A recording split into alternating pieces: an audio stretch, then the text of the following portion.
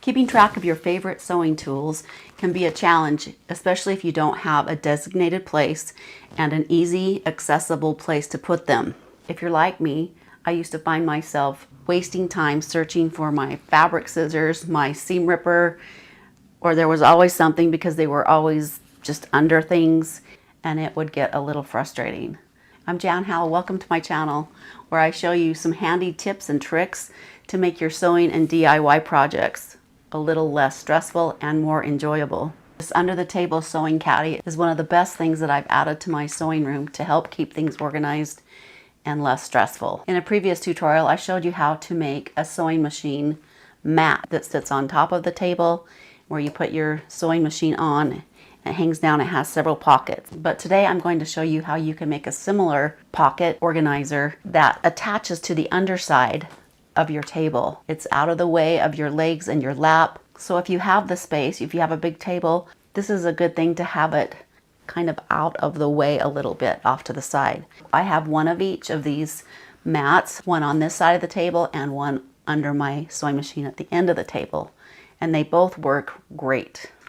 Although these two sewing tool organizers are similar, in this tutorial I'm going to show you how you can add a clear vinyl pocket where you can put your clips, things that you need to see, instead of just reaching down and wondering what's inside. So that's really handy. And I'll also be showing you a few different methods of sewing machine quilting that we didn't go over in the last tutorial. This is a fun beginner sewing tutorial where you are going to learn a lot of basic sewing skills. Let's not waste any more time chit-chatting and get right into the project. Let's go over the materials and items that you'll need for the project. We'll be quilting these panels, and so you will need some kind of batting. I really like to use the fusible fleece, or you can use just a piece of cotton batting. You'll need some kind of spray fabric glue. I've been using this and it seems to work great. A cutting mat and a cutting ruler and your rotary cutter. Now, of course, if you don't have these things, you can use a pair of scissors, but to get these straight angles, straight edges, I really do like using a rotary cutter and a mat and a ruler. You'll need some bias tape. You'll need some pins, or my favorite thing to use, of course, are these fabric clips. Some matching thread, your sewing machine, an ironing board, a measuring tape. It's always handy to have a seam ripper available. We all make mistakes and you may end up using this, which is not a big deal. Some kind of fabric marking pen. There are the heat marking pens that will go away once you apply heat. There are chalk pens. There are water soluble markers. Grab an old towel or a big sheet of paper so you don't get your spray adhesive all over your working surface. You'll need your backing fabric, and the measurement for that is 23 by 13.5 inches. The front piece is a little bit smaller so that we can have that leeway on the sides, and that will be cut to 22 by 12.5. And the pocket piece, cut it to 17 by 12 inches. And then you'll need your batting or your fusible fleece. The fusible fleece will be cut same size as your front piece, and the pocket batting is going to only be half of what the pocket fabric is, measuring 17 by 6 instead of 17 by 12. And I have found when you're cutting pieces that are very similar in size but maybe a little different, just take a piece of masking tape or painter's tape and label those so that when you're ready to put it all together that you're not having to measure things out or guess. So just a little tip there. And this under table caddy, I'm going to add that clear pocket on the side so that I can see my clips or whatever is in there. It's just another variation that you can do that I'm going to show you on this mat. If you are adding that clear pocket on the end, you'll need some 12 gauge clear vinyl cut to 4 by 4.5 inches. So have that ready and decide what binding you'll want to use. You'll need enough to go on the top of the pocket and around the sides and the bottom. We are not going to bind the top. So this is double fold bias tape like we used before on the other mat. I'm going to take my back piece, place it right side facing down, take the fusible fleece with the bumpy side facing down. Now remember, this is going to be just a little bit smaller And it doesn't have to line up perfectly because we are going to be trimming it down to size, like I said. Now, as you notice, I did not have a piece. I have a bigger piece, but I didn't want to waste these smaller pieces when I could use this. And I wanted to show you that you can use multiple pieces and it won't make a big difference as long as you're covering the fabric. I'm just going to line those up, and this little piece I'm using can go there. As you can see, it's a little bit bigger, no worries right now. If you are using batting that doesn't have a fusible side to it, you will want to spray the back of it with your adhesive first. Smooth that out and then take it to the ironing board and press that in place. You want to make sure that this is not, that the fusible bumps are facing down, otherwise you'll have a big mess on your iron. See how I'm just kind of pressing it down? I'm not like rolling it back and forth. So once I get that tacked down, I'll be able to flip it over and press on the fabric side, which, as you can see, this doesn't glide or iron as smoothly as if I'm ironing from the fabric side. But I want to get it tacked down so I can make sure that I'm covering all of the fabric. Flip that over, smooth it out, and then give it a good press. Okay, I'm going to set that back side aside for a minute while I spray glue my front piece. You don't want this glue getting on your work surface because it can be really challenging to get off.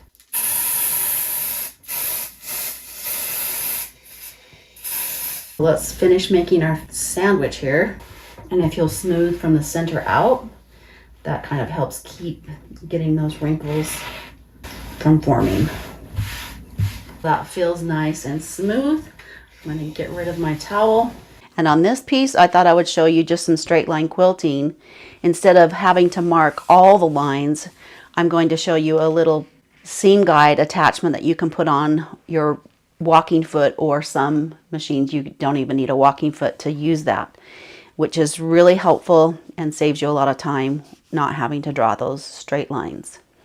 A tip for the pocket panel is to fold it in half widthwise like this and crease it. When you put the batting on, you can line up the top edges with that crease, and then you can press it in place. I'm going to show you a few different methods that you can quilt your pieces. So let's start on this piece using the seam guide. You'll just need to mark one center line. So I'm just going to do some vertical lines going down, and I'm going to do them 1 inch apart. So I'm going to find somewhere in the center. I'm going to square off my mat with the line down on the bottom and draw a line. Now this is my heat erasable activated pen, and I'll just mark that line. You can do the other method where I use a ruler and just mark all the lines if you don't have one of those attachments. All right, let's go to the machine. So what this attachment looks like, for most of the machines it will look like this, some kind of little rod with a little hook down on the bottom. And sometimes you have to put a different foot on that has a hole in it, but my machine, just the shaft that holds the feet, has a hole in the back. So the attachment goes through that little hole, and you can adjust the width that it's going to be. Now if I wanted to be exact 1 inch, we'll measure from that line over and put the foot, that little hook part of the foot, accordingly. But since it's not a big deal on this, it doesn't have to be exactly 1 inch. I'll just put it close to it and then tighten that screw. Start on the outside of that top piece and sew down the line.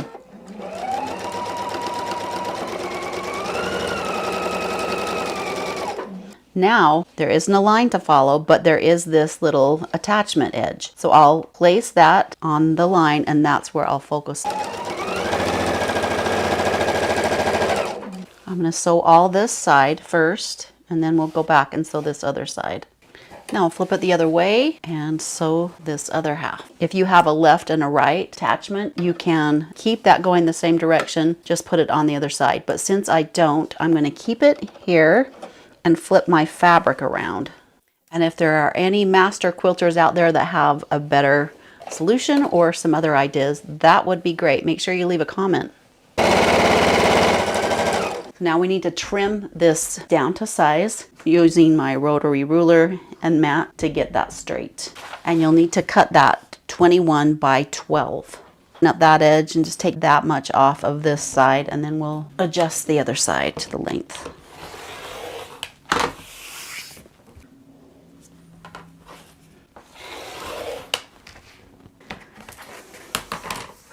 Line up that bottom edge.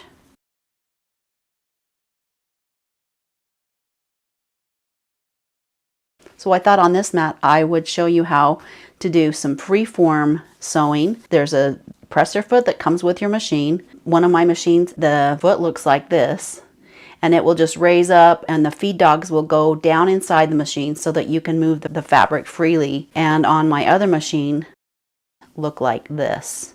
And I'll be showing you how to do that. So I thought it'd be kind of fun just to have some squiggly lines and just to get it quilted and have some character to it. I have attached the free motion foot and set the machine to the stitch. The feed dogs are dropped down. Let's give this a whirl. We are going to put bias tape on the top so you can start as close to the edge as you want to. I'm going to hold that thread for just a few stitches.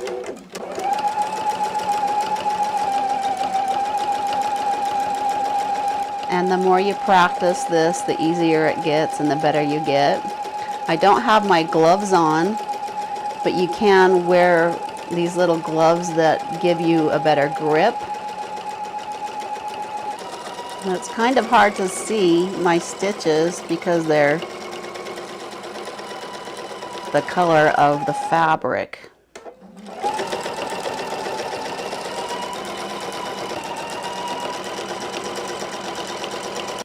All right, so very interesting.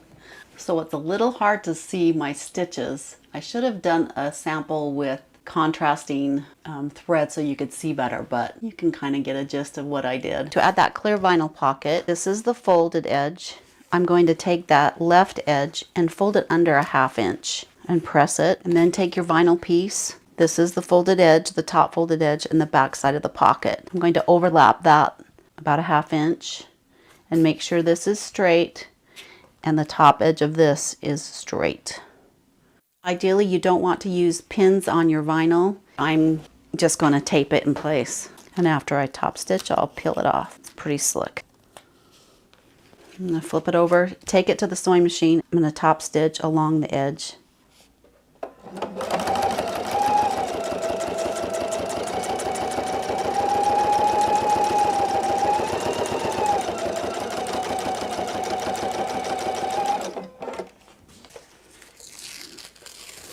Rip the tape off. Even if you've sewn through it, you can just peel it off. Now we're going to put bias tape or binding along the top edge of the pocket. To apply the bias tape, we'll put the right side of the bias tape to the wrong side of the pocket. You can overhang the end of the bias tape and we'll trim that off in just a bit.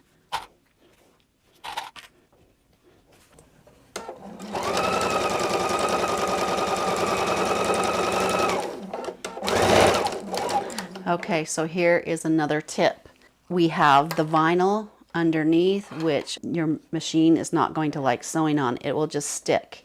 Now some machines will have a presser foot that has a vinyl foot, and I have one for my other machine, but not this machine. So a trick and a hack that you can do is apply a piece of masking tape to the back of your foot.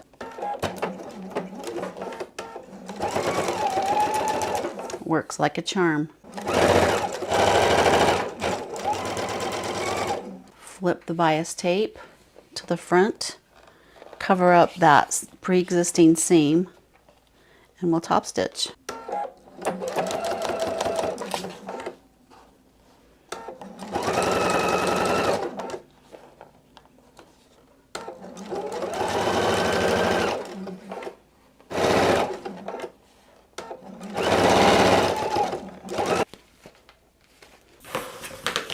You can clip off the excess.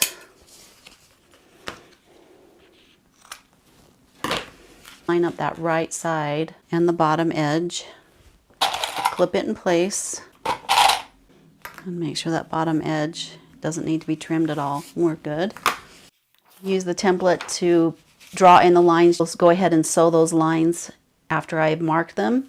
And then you're going to apply a bias tape. We're not going to bind it all the way around. We're just going to bind the sides and the bottom. So I'm going to measure down 1 inch from the top edge and mark it with a pen on both sides.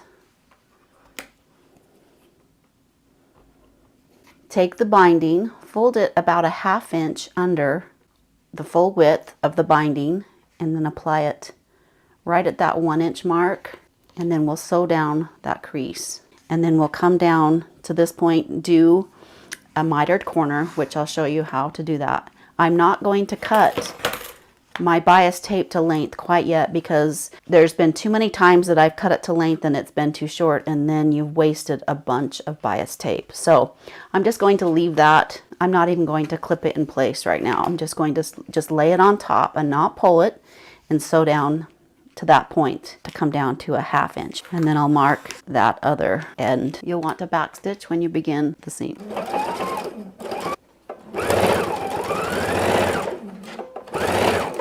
When you get close to the end, find your line and sew down to that point. Leave your needle down, lift up the presser foot and pivot it just a little bit so you can sew at a diagonal off.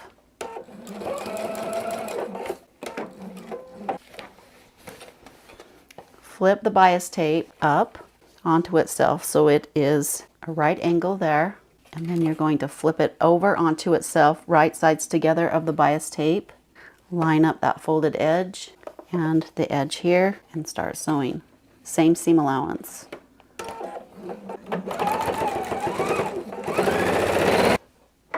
So now I'm going to cut my bias tape because obviously I can see that I have plenty and I'll need just a 1/2 inch folded underneath. So about right there would be fine. I'm going to fold that up to the line.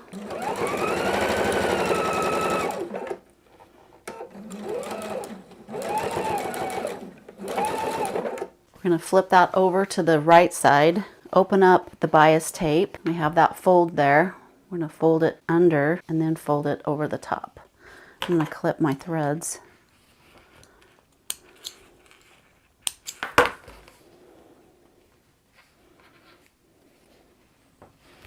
Fold it over. We're barely going over that seam, like 1/8 of an inch, and clip it in place. Now I am going to go around the whole thing and clip it in place, or you can use pins, of course. And I've shown this on other videos, this tip, but these little fabric clips have a round edge and a flat edge. The round edge, if you'll put that on the table and then clip, it slides under so much easier. You'll do the mitered corners like I showed you before. If you need to revert back to that, you can. And then when you get to this edge, again, you'll open it up, fold it under, and then fold it and top stitch that in place.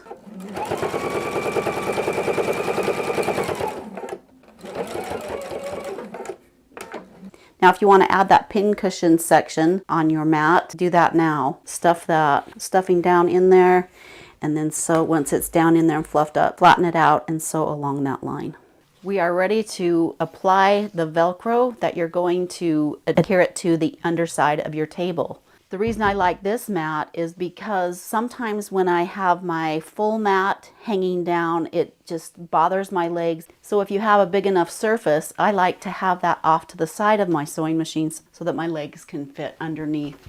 I'll be using this sticky back Velcro pieces.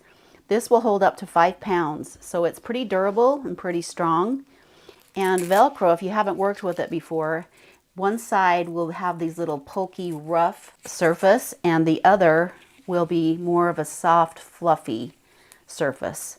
And these little hooks on this will catch and adhere to that. I'm going to apply the soft piece of Velcro to the fabric.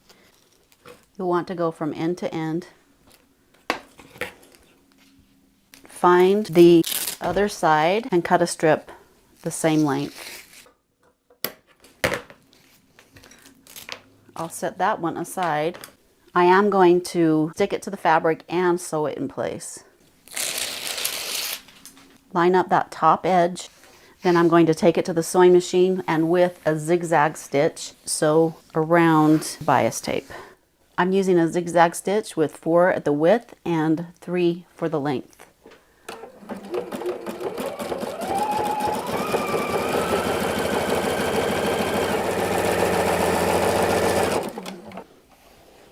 I have decided where I want my mat to be. I want to place the edge of the Velcro piece right butt up against the edge there and bring that fabric.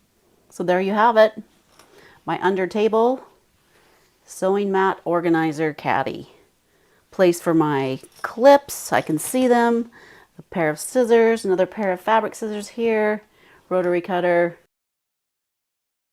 pen or my turning stick, all out of the way of my legs and my knees, all ready for sewing. And I'm not going to be searching for this baby anymore. Thanks so much for watching. If you found this tutorial helpful, be sure to share it, like it, and subscribe to the channel if you haven't already. And be sure to click on that notification bell so you can be notified when I put new tutorials up. If you're looking for other fun DIY projects, check out my website, youmakeitsimple.com. Have fun sewing, and we'll see you next time.